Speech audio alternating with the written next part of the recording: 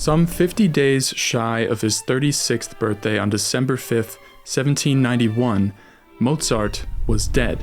Over the previous several weeks, he'd been composing a Requiem, a mass for the dead, for which he left behind sketches, drafts, and some fairly finished passages. But of all the incomplete pages he left behind, this is the most famous one. For the Lacrimosa movement, describing a day of tearful mourning, Mozart only jotted down what was absolutely necessary.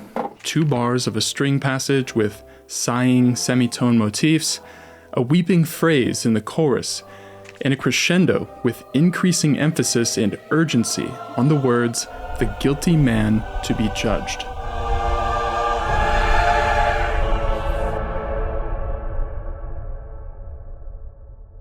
Then, silence. We'll never know how Mozart would have continued this phrase. It wasn't necessarily the last music he composed. His friend Maximilian Stadler insisted that his final act was adding the words "quam olim da capo" at the end of the Hostias.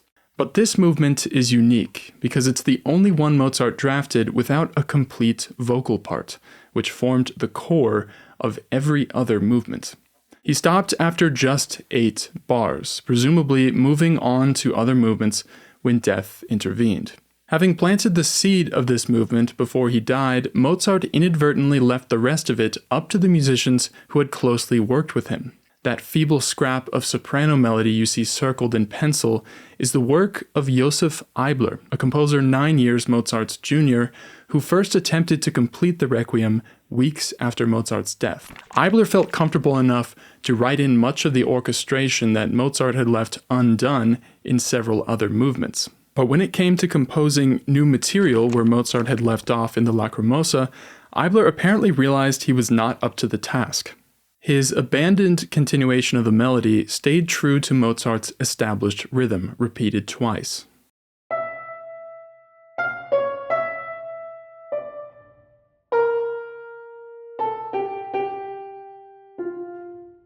But the more recognizable version of these bars for all of us, composed by another of Mozart's younger assistants, Franz Süssmayr, develops the material in a different direction.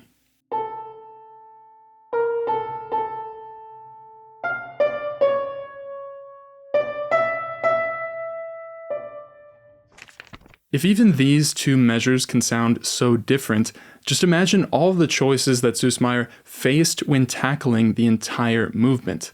The corresponding pages in his completed version show Mozart's sketch as a fully developed score, with its continuation of Mozart's string motif above sonorous, sustained chords in the winds, and extra emphasis from the brass and timpani. Not to mention more than 3 pages of additional material in the place of whatever Mozart might have written had he just lived a week or 2 longer.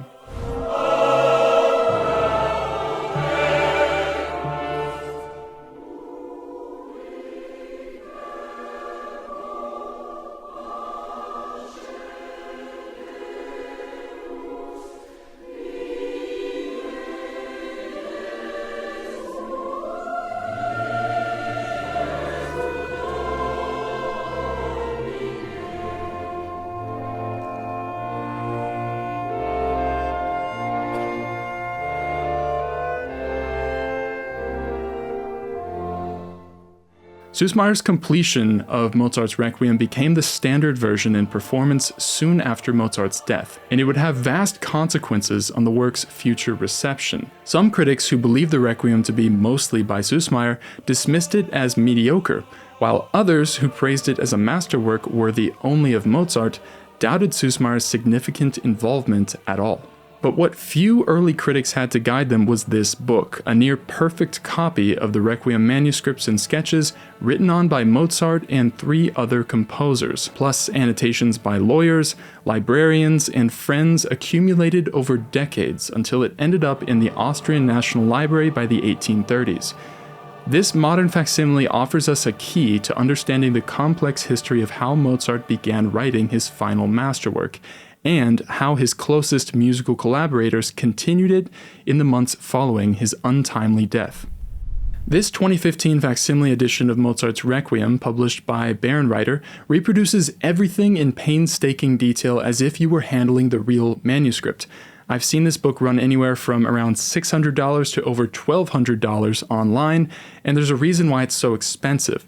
The color details are spot on and completely realistic. You can clearly see the differences between black and brown inks as Mozart and other hands filled in the orchestration at different times. Plus, the page isn't glossy like a photocopy, so it feels closer to a real piece of manuscript, only it's much sturdier and you don't have to worry about ruining a priceless artifact. Even the imperfections of the pages are captured, like the crinkle-cut edges, showing the wear of more than 2 centuries on the original document, and the torn corner from the last page, which is from a thief who ripped off the final piece of the Hostias movement, containing possibly the very last instructions Mozart ever wrote, Quam olim da capo, which redirects to the previous section's fugue. This vandalism happened when the score was on display at the 1958 Brussels World Fair, and the person was apparently never caught. While you can and should view the original document for free on sites like IMSLP and the Austrian National Library's digital collections, it's well worth holding such a realistic copy like this in your hands. I borrowed this one for free through an interlibrary loan from my local academic library. The score itself is made up of 3 main parts, each of which tells a different piece of the story. The first 10 double-sided pages, called folios and marked in red ink in the upper right-hand corner, comprise the first movement, Introit and Kyrie, in Mozart's hand. The Introit is the only movement that Mozart actually completed from start to finish, top to bottom, with all the orchestration included. On the back side of folio 5, a double fugue emerges for the Kyrie section. For this part, Mozart began by notating only the 4-part choral score, but died before he could complete the orchestration up top. That was done later by an unknown scribe sometime in the first 5 days after Mozart's death, just in time for the Introit in Kyrie to be performed for Mozart's funeral rites on December 10, 1791 at St. Michael's Church in Vienna. This was the first public performance of music from Mozart's Requiem. The second part of the score through folio 64 is entirely in Süssmayr's hand. You can clearly see the handwriting change between the Kyrie and the Dies Irae movement. Collectively, this section is known as the delivery score, the version of the Requiem given to the commissioner of the work, Count Walsegg, in early 1792. The signature on the title page of the Introit reads, in Italian, by me, W.A. Mozart, and then an abbreviation for 1792. This is in fact a forged signature by Süssmayr. You can tell because Mozart always began his M's with an upstroke in the upper left corner, but Süssmayr's M starts at the bottom and forms a wedge shape that almost looks like a capital A. So Süssmayr gets an F for his forgery skills. Then there's the third and most interesting part of this document, the working score. This shows the paper that Mozart actually drafted from throughout the rest of the movements. The last 11 folios show Mozart's hand with nothing else added, allowing us to see what the score actually looked like at the time of his death. But folios 65 through 88 are a mixture of Mozart's mostly complete choral and bass writing, some spare instrumental indications he wrote in, like what we saw in the Lacrimosa, plus further orchestrations added by Eibler, which are circled in pencil. The pencil marks were possibly done by a man named Nissen, who was Constanza's second husband after Mozart. He was involved in the process of parsing through the score after it had been written on and then returned by Eibler, making it difficult to tell who wrote what. So Nissen wrote this note in German on folio 65, saying, everything which is not encircled with pencil is Mozart's handwriting up to page 32. Page 32 refers not to the red numbers, but the lower original numbering, and there's in fact one more circled portion on page 33, the Eibler soprano melody we looked at earlier. In addition to the penciled circles, some pages even have an abbreviation, MOZ, to show where a lone passage was written by Mozart in a sea of notes later added by Eibler. On both front and back sides of folio 71, Eibler marked MOZ in ink for some reason, but these were clearly false and crossed out by whoever marked it up with a pencil. The note at the top of the Lacrimosa page is by Eibler himself, who wrote, "Last manuscript of Mozart, after my death bequeathed to the Imperial and Royal Court Library by Joseph Eibler." Eibler, in fact, donated this to the Austrian library in the 1830s, a decade before his death, and soon after, all the disparate parts of the score began to be collected there, eventually turning into this book. Now you can hopefully start to appreciate the complexity of this score as it passed through several different hands and acquired all of these layers over the decades. The most dramatic parts of the Requiem manuscript show us tantalizing snapshots of Mozart's unfinished creative process. For instance, Mozart sketched the Domine Jesu movement almost exclusively in 4-part vocal and bass lines. The music remains mostly quiet throughout 7 pages, with empty staves on the upper half. But suddenly, on the 8th page, we find a jagged forte violin accompaniment that Simon Keefe calls a bolt of lightning, as if Mozart were reminding himself for later, this is how the violin entry will go.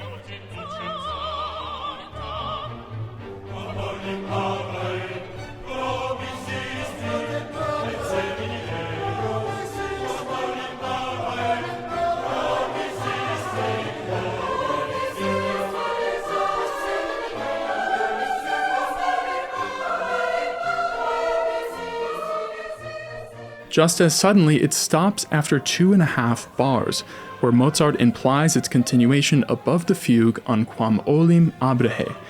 A few pages later, we find a more extended working out of the violin parts to round off the movement.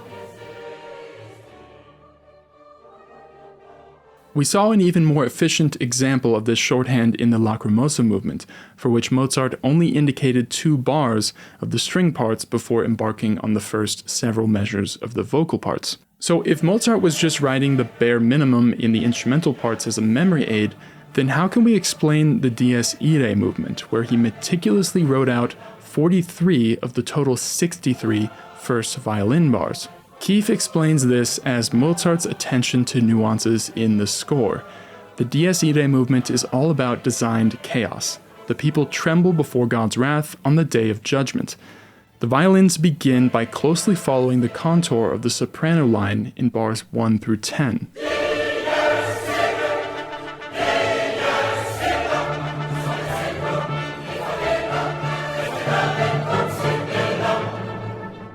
But Mozart modified the repeat of this material by adding widely spaced chords and more angular leaps that no longer match the soprano line.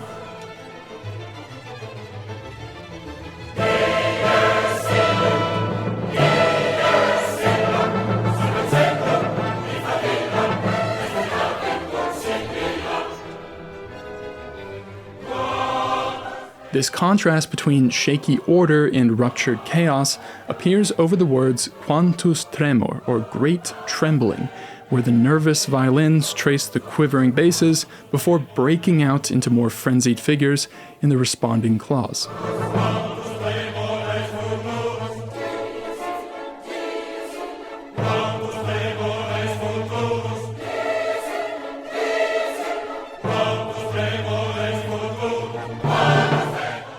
Mozart condensed the terrifying visions of the Dies Irae into less than 2 minutes of tumultuous music. Alongside the Lacrimosa, it's one of the most recognizable parts of his Requiem, even though it doesn't quote the famous Gregorian chant version you see on my shirt here. This one has been used in symphonies, requiems, concertos, films, TV, you name it, and it brings us to the sponsor of our video. Amadeus Apparel is a small musician-run brand that set out to create better quality products for classical musicians and fans. Too much mass-produced music merchandise is either low quality or was clearly designed by someone who doesn't read sheet music, but Amadeus Apparel's products feature real music by the composers featured on their shirts, sweatshirts, posters, and mugs. Their designs are funny and have a ton of character, ranging from cryptic composer references to over-the-top puns with unique illustrations. So go check out their online store and save 10% when you use the promo code PianoCurio at checkout. Why was Mozart writing a Requiem Mass in the first place? It was an anonymous commission he had received the previous summer. Though he didn't know it, the request came from the Vienna-based Count Franz von Walsegg, whose wife, Anna, had died at 21 years old in February of 1791. To honor her memory, the Count commissioned a statue of her and a Requiem Mass, which is a Catholic funeral service with texts in Latin set to music. The Count also had an eccentric habit. He would give private concerts in which he took the credit for composing music written by others, and he intended to take credit for writing this Requiem too. So he sent an intermediary in place of himself who could anonymously commission a requiem from Mozart. This was not a mysterious representative of another realm, it was probably a lawyer named Johann Solchan. Mozart was supposed to receive 50 or 60 ducats for the task, about half of what he earned for an entire opera, with part of the fee paid in advance. Though Mozart was especially busy that year in composing and premiering La Clemenza di Tito and The Magic Flute, plus a clarinet concerto and other smaller works, the Requiem Commission was a golden opportunity for him to create more sacred music for the church. At that time, writing well in such a serious genre was a prerequisite for good-paying jobs like the Kapellmeister position at St. Stephen's Cathedral in Vienna, where Mozart had recently volunteered his services as an unpaid adjunct. So all he had to do was wait until the old man who occupied the head position, Leopold Hoffmann, either retired or died, which would happen just 2 years later, and Mozart would then become his successor. Of course, the tragic irony is that 35-year-old Mozart didn't realize that the much older Hoffmann would outlive him, just as he was on the cusp of a major career breakthrough. Mozart had written masses before, but the Requiem would be much different. For one, he pared down the instrumentation to focus more on the core vocal parts. Throughout the Requiem, Mozart wrote down the 4-part choral and soloist entries first, along with the figured bass to denote harmonies, and then proceeded to fill in the rest of the orchestration, or planned to. Along with the essential violins and violas, Mozart included trombones, trumpets, and timpani for more powerful effects, plus bassoons and basset horns, a lower-sounding cousin of the clarinet, to achieve a more somber tone than the lighter-pitched wind instruments. Rather than writing in grand, virtuosic phrases as he had done with his C minor Mass K427, Mozart set down his Requiem in terse, highly charged statements with few literal repeats. The movements are relatively brief, as Mozart probably intended the work to be practical for church services, not for concert halls where the Requiem is commonly heard today. A great composer like Mozart didn't just dive into the project without a plan and models. First, he seemed intent on ending each of the 5 main parts of the Requiem text with a fugue. He got around to writing ones for the Kyrie and the Offertory, and sketched one on the word Amen that was likely intended for the end of the sequence after the Lacrimosa, but this was never incorporated by Süssmayr, who might not have even known it existed. Mozart also borrowed from previous choral works to inform his own approach. Many scholars have pointed out similarities between Mozart's Introit and the opening chorus from Handel's funeral anthem for Queen Caroline, which has the same staccato accompaniment and rising minor key figure.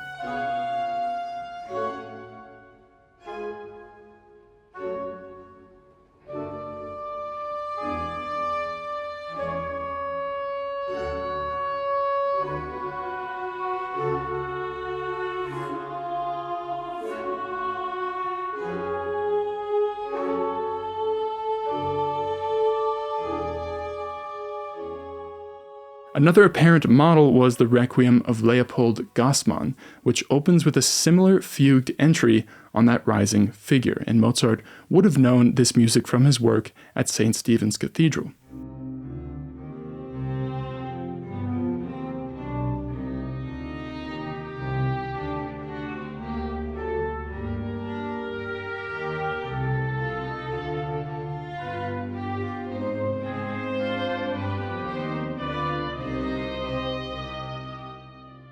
Mozart distinguished his own version by writing in a more condensed manner. The statement unfolds on top of itself 4 times in the lower-pitched basset horns and bassoons, 3 times on beat 2 and once on beat 4 of their respective measures.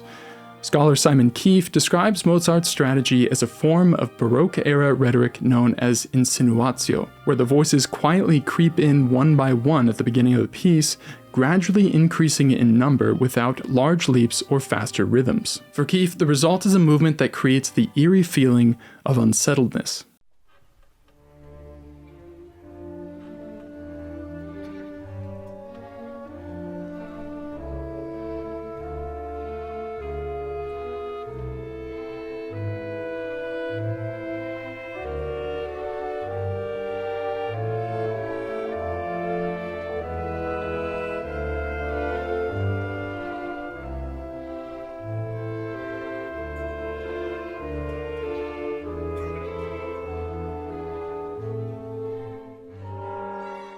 Mozart also borrowed from Handel for the next section a double fugue on Kyrie and Christe eleison.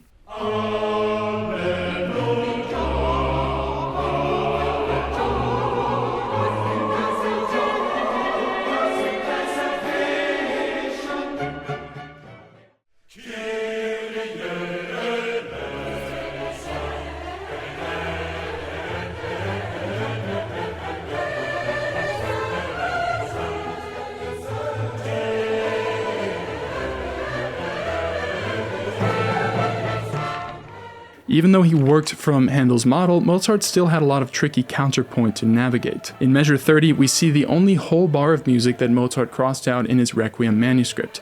It wasn't that his first solution was inherently wrong, but it wasn't ideal for what he was trying to do in the context of the fugue. If we just play the top 3 voices, they sound perfectly fine.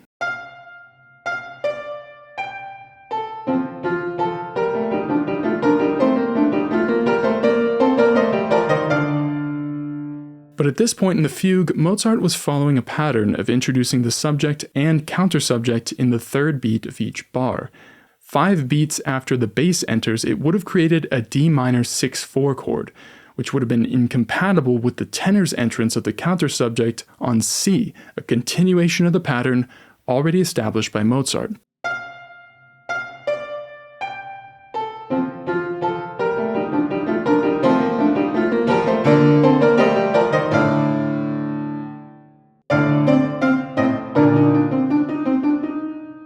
So he quickly recognized this error before writing the 3rd beat of the bass, crossed it out, modified the alto and tenor parts to create the proper chord and space for a re-entry, then continued the bass in the next measure. This is all very in-the-weeds stuff, but we can see this happen almost in real time as if we were there watching Mozart correct his own would-be mistake.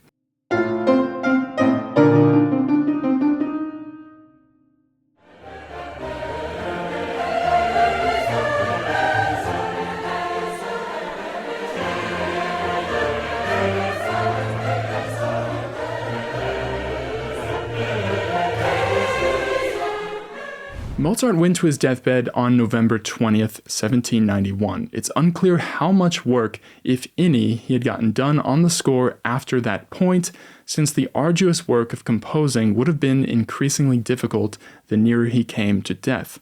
After his death on December 5th, those closest to him sprung into action to complete what he had started. Not only would the delivery of a complete score to the commissioner Count Walsegg bring much-needed income to Mozart's widow Constanza and their 2 children, but it would also save Mozart's final masterwork from immediate obscurity. Adding urgency to the task was the fact that Mozart surrounded himself with a stable of younger musicians who knew how he worked, what his preferences were in certain situations, and perhaps they'd even heard Mozart talking about what he wanted to do later in the Requiem. Therefore, time was of the essence to get the work completed while memories of Mozart were still fresh. 5 days after Mozart's death, as we discussed, the Introit and Kyrie were performed at Mozart's December 10th funeral. 11 days later, Constanza passed the incomplete score off to Joseph Eibler, with an agreement that he would finish the Requiem by the middle of the Lenten season in March of 1792. Eibler proceeded by writing orchestrations directly on Mozart's drafted score and stopped at the Lacrimosa, handing it back to Constanza, who then gave it to Süssmayr to finish in the early months of 1792. 10 years Mozart's junior, Süssmayr had most recently been his assistant during the composition of La Clemenza di Tito and the Magic Flute. 8 years later, in 1800, Süssmayr wrote this famous letter to the publisher Breitkopf and Härtel, where he explained his involvement in the Requiem completion, which up to that point had been pretty much unknown. The completion of Mozart's work was passed on to several masters. Some could not undertake this work on account of numerous commitments, but others did not want their talent compromised by Mozart's talents. Finally, this job came to me because it was known that during Mozart's lifetime, I had often played through and sung with him the movements already composed, and that he talked to me very often about the working out of this composition and had communicated to me the ways and means of his instrumentation. He then proceeded to describe the state of Mozart's drafts, as we've seen, and how he added 3 original movements, the Sanctus, Benedictus, and Agnus Dei, to the end of the Requiem to fill the other essential parts of the Mass. He rounded out the final section by reprising Mozart's Introit and Kyrie music. Süssmayr had to make innumerable creative choices to finish this Requiem, much of them without direct guidance from Mozart, as far as we know. While it's possible he had some extra instructions from verbal discussions with Mozart and maybe some sketches that haven't survived to us, we'll never know the extent of these sources. And besides composing 3 movements from scratch at the end of the Requiem, he also made some choices beyond Mozart's score in the works he only had to orchestrate. For instance, he added an extra trombone solo in the middle of the Tuba Mirum movement, which some critics have dismissed as musically mediocre and not justified by the text.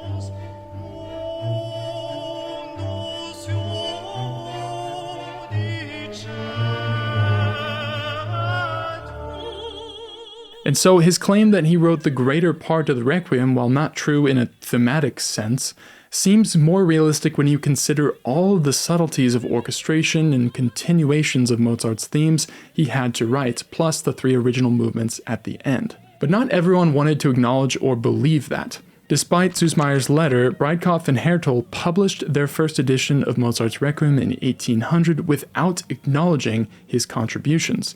The idea that a supposedly mediocre, no-name composer, in their eyes, could even partially produce the masterpiece that was Mozart's Requiem was absurd.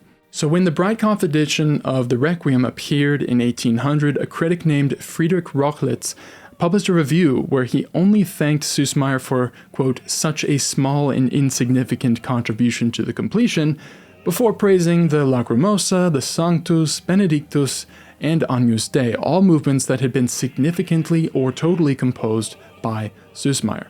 But for Rochlitz, these were undoubtedly the works of Mozart. Yet once the Requiem started to become more widely known and performed in the early 19th century, there was a huge debate around its authenticity. The first big blow was this incendiary 1825 article written by a lawyer and music critic named Gottfried Weber, who argued that Mozart's Requiem was basically just a patchwork of sketches cobbled together by Süssmayr with bland results. And he went on to trash the supposedly amateurish details in many of the movements. Amazingly, Rochlitz and Weber had opposite views, but with the same logic. The former thought the Requiem was amazing because it was by Mozart, while the latter thought the Requiem was terrible because it was not by Mozart. Both were misinformed about the true nature of the collaboration that we have seen already in the manuscript. Meanwhile, Beethoven was following along with this debate at home. He had studied Mozart's Requiem himself and even copied out the Kyrie fugue. In his private copy of Weber's article, Beethoven angrily scribbled in the margins, "O du Erzesel," and again on the next page, "O du doppelte Esel." Beethoven was roughly calling Weber a supreme jackass for deriding the quality of the Requiem on absurd grounds. Outside the critical realm, Mozart's Requiem entered popular culture almost immediately upon his death. 3 weeks after his passing, on December 27th, Der Bayerische Landbot reported that the Requiem was complete at Mozart's death. In the first major biography of Mozart by Němeček in 1798, truths and half-truths seemed to mingle with colorful falsehoods that grew the legend of the Requiem further. First, that the commission was brought by an unknown messenger, as we know, that on an outing to the Prater Park in Vienna, Mozart told Constanze he believed he was writing the Requiem for himself and had been poisoned, that Constanze took the score away from him sensing he was on the verge of serious illness, and that the score was brought to his deathbed when Mozart said, "Did I not say before that I was writing this Requiem for myself?" Constanze's sister, Sophie Heibel, reported Mozart mouthing drum passages as his final movements before dying. Benedikt Schock, the first Tamino in the Magic Flute, told of a bedside rehearsal that took place hours before Mozart's passing, and that upon reaching the Lacrimosa, the composer began to weep bitterly. Also in 1798, that same critic from earlier, Rochlitz, published some famous newspaper anecdotes that described Mozart as working day and night, ravenous as he was lost in his melancholy fantasies and being firmly convinced that the unknown messenger was in fact a representative of another realm. These irresistible details fed into much of the popular imagination over Mozart's last work, as the complex score details we've discussed so far in this video were buried in personal collections and library archives.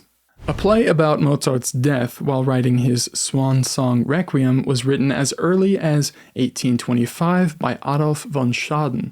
That same year, Antonio Salieri, Mozart's longtime colleague, passed away in Vienna. In late 1823, he had been visited in the hospital by the pianist and composer Ignaz Moscheles, who recorded the following words from Salieri, quote, "I can assure you, as a man of honor, that there is no truth in the absurd report, of course you know, Mozart, I am said to have poisoned him." Moscheles then acknowledges the rumors that had been swirling and that he had never believed them. So the idea of an establishment composer like Salieri as an antagonist to the young, eccentric, absurdly talented Mozart was irresistible for many people. In 1830, the Russian playwright Alexander Pushkin wrote a play called Mozart and Salieri, in which the latter poisons Mozart, who proceeds to play his Requiem while dying at the fortepiano. Inspired by the same story a century and a half later, Schaeffer and Forman's play-turned-1984 film Amadeus brought the Salieri-Mozart Requiem legend to life in the most enduring way yet. The final scene, where Mozart dictates the Confutatis movement to the dumbfounded Salieri, powerfully, if not factually, sums up the intrigue around the Requiem, the core of which is true, that a composer so young and talented was literally feverishly working away at one of his greatest masterworks, which poetically happened to be a Mass for the Dead, and it would become his own funeral music within days of his own death. Had Mozart fallen seriously ill just a week or two later, long enough to more fully sketch or perhaps complete the Requiem, the story of this work would be significantly different. The core tragedy of his death while writing a death mass would have remained to inspire many of the same anecdotes, plays, and films, but scholars, publishers, and critics would not have had to spend so much time delving into who wrote what, and how, and why, and when. At least 28 alternate completions to Süssmayr's have been attempted in modern times, many of them motivated to supposedly fix the inadequacies of his attempt, but none of these has replaced the popularity of the original completion. There are important questions we can explore when confronting the half-finished, half-mutilated original score. What is the meaning of musical authorship? What are the roles of skill-based crafts and original inspiration in the creation of art, and can these qualities be shared, learned, or absorbed through proximity to a great master like Mozart? And perhaps most important of all, why do we care so much about Mozart's Requiem? Is it the irresistible ties to the composer's final days? Is it what the score teaches us about Mozart's creative process? Or is it even just an admiration for the music itself with less concern about exactly who wrote which part? To me, it's a mix of all of these things, and they come to life when I leaf through the pages for myself, trying very carefully not to tear them, of course, and thinking about how I would have felt being put in the position of Eibler or Süssmayr, staring at vast swaths of blank manuscript paper, trying to imagine what comes next.